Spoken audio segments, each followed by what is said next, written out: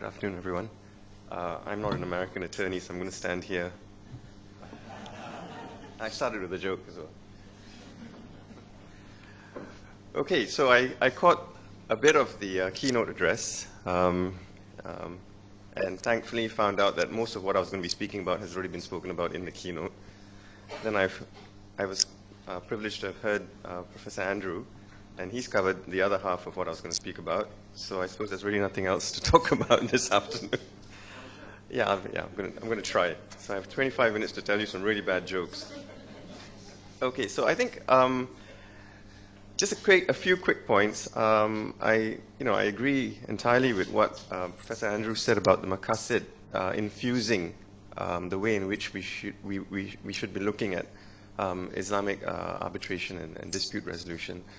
I'm going to share with you a perspective from a litigation perspective on cases that have come through the courts here in an attempt to try and show you why I think arbitration might be a better alternative to dispute resolution. Okay, so, and this is going to be quite specific to Malaysia, so bear with me, and then we'll try to broaden out the discussion from there. Right. I think one of the big problems Malaysia is facing is how it is that it can regulate the banking industry, Islamic banking industry.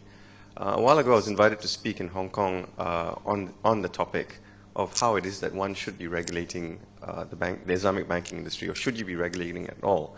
Because, we've got two extreme situations. We've got, in countries where the Sharia is not the supreme law. So in the Middle East, I don't think this poses too much of a problem because you've got as your basic law Sharia law. So everything has to be Sharia compliant in that way.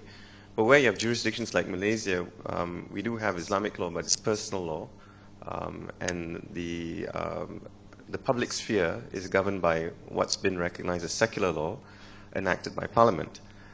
So you have a problem there, because when you need to regulate something that's supposedly Islamic, how do you achieve that? So the two extremes are what we have here on the one hand, which is law, statutory frameworks that regulate the licensing of Islamic institutions. And what's fascinating for the Malaysian example is this. In its various forms, the regulatory framework has provided that licenses to operate institutions that carry out Islamic financial business can only be given where the minister and the central bank are satisfied that the aims and operations of those institutions do not in any way involve any element contrary to the religion of Islam. So from a lawyer's standpoint, that injects a huge amount of uncertainty into what exactly is expected when you say aims and operations. Okay, so just keep that in mind. So the current incarnation of the regulatory law is the Islamic Financial Services Act of 2013. And interestingly enough, it has a section which says just that the central bank has to vet the applications for licenses against the schedule, and there's a list of things that it looks at. One of the first things that's identified is whether or not the aims and operations of this particular institution in any way are contrary to the religion of Islam. So that's there. Then the central bank makes a recommendation to the minister. Minister then issues the license. Okay, Section 28 of that law then imposes a accompanying duty on the institution to ensure Sharia compliance in all aspects of what it does. Not just the products, but also in the way it carries out its business. I think that's a good thing. Going back to what was said about the maqasid principles, it makes a lot of sense to me. So, but then what happens is when you get disputes coming up, and this is how disputes have evolved in this country, and earlier there was mention of the Tan Sri Khalid litigation. I had the misfortune or fortune, I don't know, of being involved as counsel for Tan Sri Khalid, and we took on a huge number of issues in an attempt to try and bring some clarity to this. And what was fascinating about that litigation was that it very quickly became a fight about two very different perspectives on what the contract was about. From our standpoint, we said that the contract had to be understood and enforced and policed and applied in a way that was consistent with the wider understanding of Sharia as we saw it. The bank's position, and interestingly, it was the Islamic bank. It wasn't HSBC. It wasn't CIMB. It was Bank Islam. took the position that they were entitled to just apply the contract as written. And why was there any issue about that? So the dispute became very quickly about that. So in effect, for us, as counsel for the borrower, the Quran became our Unfair Terms Act. Malaysia doesn't have one, but we had the Quran because of Section 3, Section 6, and Section 28 of the IFSA, which requires Sharia compliance. All right, so that was quite fascinating. So what happened was, we brought expert opinion from experts in London, Indonesia, and Malaysia on why it is that we thought the bank had operated in a way that was not Islamic. Interestingly, we said, look, we accept the agreement as it stood.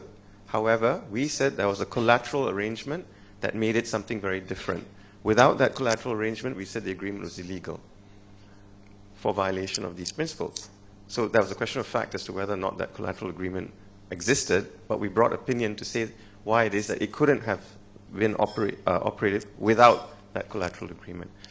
The bank, on the other hand, took the position that, well, parole evidence is not permissible, the contract has to be understood within the four corners of the instrument, and there's no question of any of all of this. All right?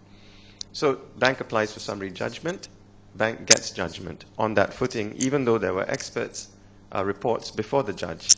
We took it up to the Court of Appeal, and we succeeded in setting aside that judgment on the basis that we were entitled to put before the court at trial expert evidence to contest the position taken by the bank on the Islamic compliance aspects. Now, at this stage, we had the SAC, but it was a discretionary exercise on the part of the judge. The previous section, there was a 1959 Act provided that the court and the arbitrator had a discretion to refer it. When the ruling came back, it was not binding on a court, although it was binding on an arbitrator. So while we were arguing this interlocutory judgment application, the judge said, why don't I send it on to the SAC for a view? And we said, go ahead, but that means you can't enter judgment summarily. We have to go to trial. And of course, the bank was not willing to have that. But the judge did it anyway, came back with a ruling that wasn't very helpful. I'm going to come back to how it is that we can frame questions. And so there we were, locked into this situation. Sometime along the way, the old act was repealed, and they brought in a new act. The 2009 Act came into force, and now it was mandatory on the part of the judge to refer it to the SAC. So for us, we thought this was a problem because it was a usurpation of judicial function in violation of the doctrine of supremacy, separation of powers. Clearly, you couldn't give powers to make a binding ruling which had a bearing on the outcome of this case to an administrative body like that. The bank's counsel and our side agreed that we take it up to the Supreme Court. Supreme Court then kicked us down, said no, take it through its course. One bad decision, I think, another bad decision, the Court of Appeal, and we were pending before the federal court to argue this very point, to say that section should be struck down. And then unfortunately my client settled, and the matter ended there. So what we're stuck with is a decision of the Court of Appeal which says that that section, for the moment at least, is constitutional and must be applied. And what does that section say? It says, essentially, that if a question of Sharia arises in any proceeding before a court or an arbitrator, that court and that arbitrator must refer it to the Sharia Advisory Council. All right? Must. And whatever comes back is binding. Now, I spoke to Datuk Sundra earlier on. I had a chance to talk to him about what I perceive as a conflict, as was pointed out, between Rule 11 of the arbitration rules and Section 56. He says, no, he doesn't think there's a conflict. I'm not quite sure why he says that, but I think there's some room to maneuver in how it is that you frame the questions. If you limit the question to purely a question of Islamic law without any reference to the facts, which I think is almost impossible in a Sharia situation, because you must look at the facts when you're framing the question. If you could do that, then I think the arbitrator has some latitude to get around the binding ruling as such. Then you could do what a lot of arbitrators and judges do, is to say, well, on the facts, I don't think that's really relevant, and decide it on the facts. But then I think you're on thin ice there, because anyone could then argue that effectively you've ignored a binding obligation so far as Malaysian law is concerned. So I mean, the question that's come up quite regularly is why is it that the Malaysian authorities feel the need to have this mechanism? And I think it's because rather than deal with the conceptual issues on how it is that you can generate an Islamic banking industry organically based on the principles that were outlined very eloquently earlier, it's much easier to just have a regulatory patchwork approach. So this is a problem, patch it. Khalid is making noise. He says he's not bound. Let's say he's bound. And interestingly, in Parliament, when they moved the amendment to introduce the new Section 56, the minister actually says, and it's on Hansard, that we need to tie the hands of the courts. And that was going to be the central issue in the federal court, about whether you could do that by legislation. All right. So I think, as far as Malaysia is concerned, this Section 56 and 57 is going to be very problematic. And I don't know why it is that people would want to arbitrate with that sort of obligation hanging over their head, because it injects a tremendous amount of uncertainty into the picture, because you're left to the mercy of the Sharia Advisory Council. There is a 2012 guideline. It's in Malay. There's no English translation on how it is that you refer questions to the SAC. Paragraph 12 of that guideline does say that the parties are allowed to submit their own expert opinions in support of their position on the question. They're allowed to do that. But whether or not those experts are allowed to be heard in explaining their view is entirely at the discretion of the SAC. There's no mention of whether or not legal representation is permitted at the hearings, even just on the narrow question of Islamic law. And there's a big question mark as to whether or not the Sharia Advisory Council is amenable to judicial review, which is one of the things we were threatening to do before we settled the case. So, I mean, we're waiting for something like that to happen, where the SAC makes a ruling, and then someone takes it to the High Court and says, well, relevant considerations were ignored or irrelevant considerations were taken into account. Remains to be tested. But for the moment, if Malaysia is the governing law of the contract, Malaysian law is the governing law, then you have this very, very big problem with 56. So the regulatory framework approach is illustrated by this. You have the licensing, and then you have the SAC by law being vested with powers, exclusive domain over these issues. On the other hand, you have the Bexinco type scenario where it's entirely up to the parties to include into the contract. And in the Khalid litigation, that was one of the issues that came up, whether or not the Malaysian courts should adopt that approach. If it's in the contract, apply it. If it's not, too bad. But then the problem the judges had with that was, how do you then read those sections which require Sharia compliance on the part of the instruments? Do you just ignore those? Do you see those as implying terms into the agreement? Do you just ignore completely the fact that this instrument was entered into in the context of an industry premised on certain principles recognized by the statute? So that's going to be one of the issues that I think will crop up as well regularly in this country until we get some sort of determination by the Supreme Court. So the Bexinco position is, well, if you want it, say it. And it must be said with certainty. You can't say the glorious laws of the Sharia apply, because that's just too uncertain. We don't know what that means. But if you want a particular clause that's reflective of the Sharia, then include it in. So one of the suggestions that's come out in these discussions, where regulators sit together and see how it is that we should maybe develop a framework, is maybe there should be some sort of standard terms implied in by law. But there are pitfalls to that approach as well. Now, how all of this works in the context of the proposed Islamic arbitration, I'm not sure. But I can say for a fact that whoever loses the arbitration will definitely be taking issues with all these things, especially if it concerns a Malaysian company and Malaysian law applies. So, but the courts are struggling with how to achieve a result. I mean, that result is the promotion of Islamic banking, because it's a big industry for us and it's obviously very important.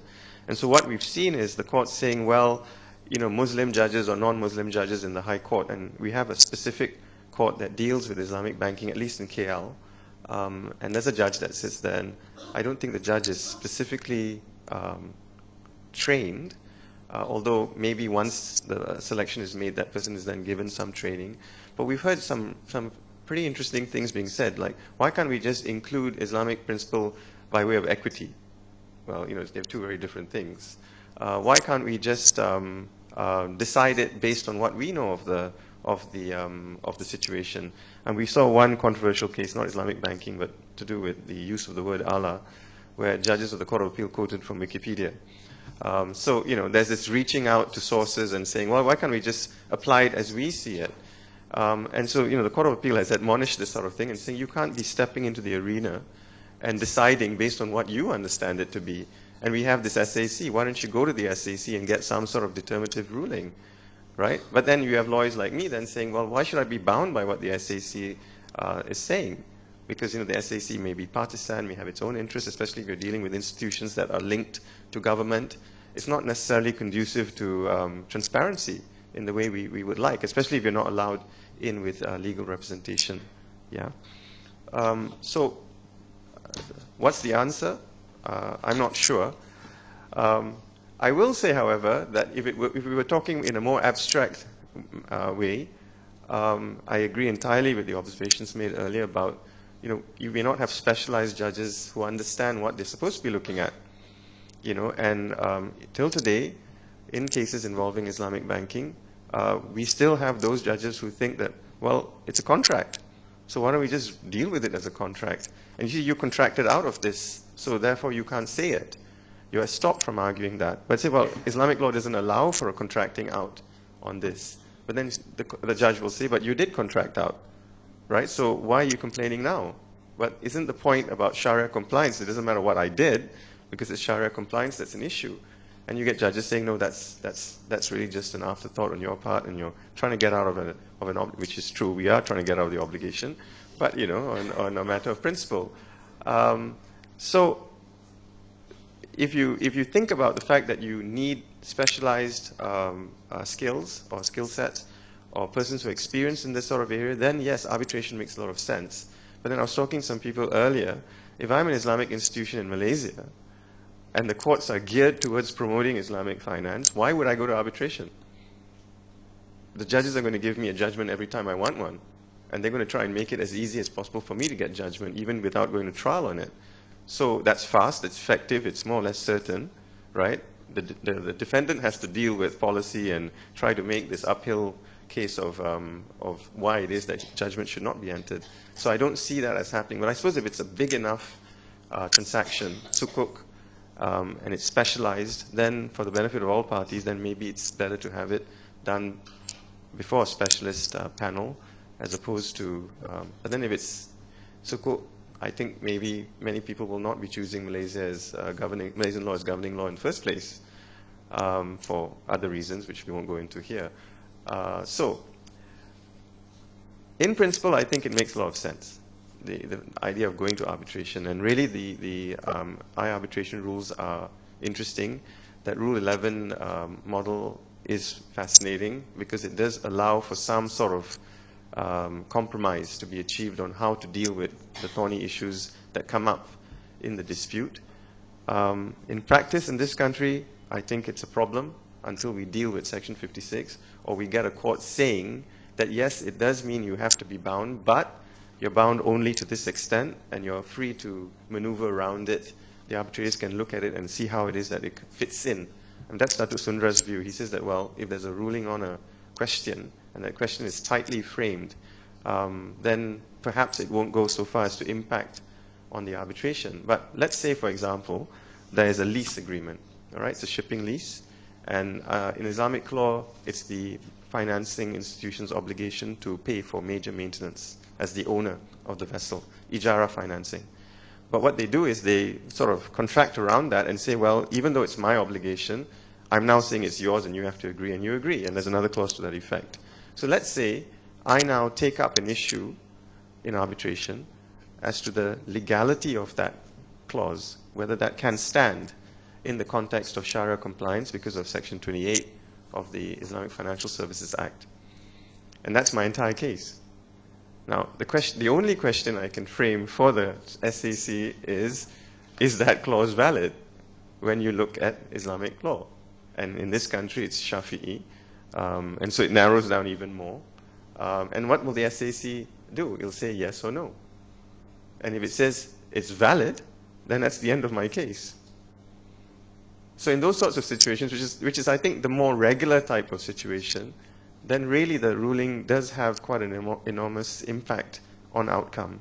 It's never going to be the case where you say, well, the party A hypothetically does this, and along the way the bank has operated in this way. Is the bank permitted to do this? If so, does it then break down to this or that? It never really works that way. Even in Khalid's case, counsel for the bank and our side sat down and framed the questions, and we tried so hard to keep it clinical, neutral of the facts. But the Sharia Advisory Council ultimately had to have a fact pattern in which to consider the Islamic implications of fairness and so on, all the things that we understand as being relevant.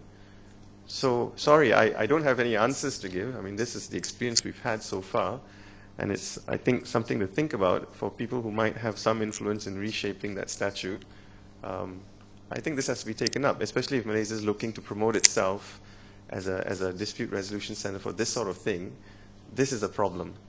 But I don't know how it is politically that's going to be unwound, because it's gone from being discretionary to binding because they were trying to get around problems. Nobody's really thinking about why those problems emerged. Rather, everyone's looking at this band-aid approach of just saying, all right, we'll just regulate it to death until nobody can maneuver or move, you know. I don't know. So thank you very much.